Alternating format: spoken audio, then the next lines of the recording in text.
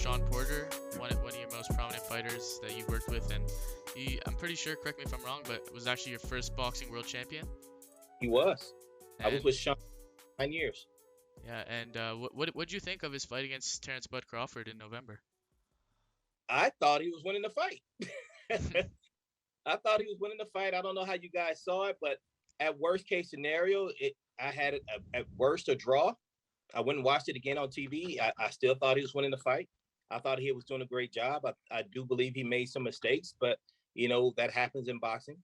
But I was disappointed that the fight ended the way it ended.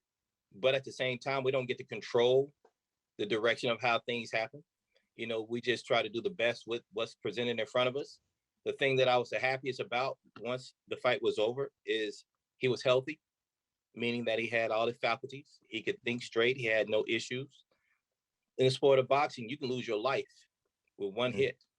And so when you're with a guy, like I've been with Caleb and like I've been with Badu Jack and, the Shawn Porters and, Rolando Romero's, these type of guys, when you're with these guys, you learn to have a real relationship. It's not a business relationship solely. You love these guys. You care about these guys. You eat with their families. You with them on holidays. It's not just business.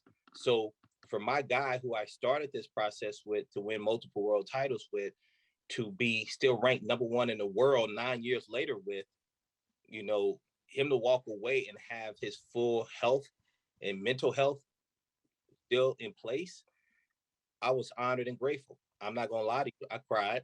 I did cry. But I cried not because he retired. I cried based on me being able to appreciate all the things we went through together in those 9 years, the ups, the downs, the tears that you don't see, the tears that you see on TV between us. And, he, his father, Kenny Porter, and I, and the rest of the team, Barry Hunter and Hal Chernoff, we've been through a lot of things, a lot of wars together. So I was crying and happy with the fact that he walked away on top, still ranked number one, fighting one of the best pound for pound fighters in the sport. And he did it on his own terms. Mm-hmm. Yeah, it's definitely tough for some fighters to decide when they feel that it's time for them to stop fighting. Right.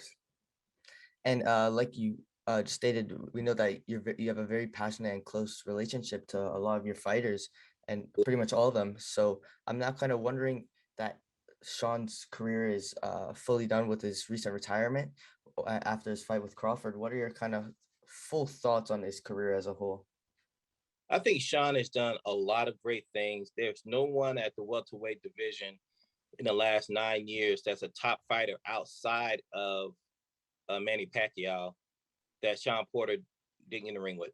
And if Manny would have taken that fight, he would have gotten in the ring with Manny as well. So you deal with a guy like Shawn Porter. Shawn Porter is that guy like the old marvelous Marvin Hagler. He's going to take on every fight that you put in front of him. He's not afraid. He's never going to walk away from a fight, no matter who it is. Whoever they think the boogeyman is, or whatever the case may be, he has fought everyone. So I'm really proud of the career that he's had. And in my opinion, I think he's done everything he should have done to one day eventually get put into the Boxing Hall of Fame. And he represents everything that the sport needs to represent as well. So sure.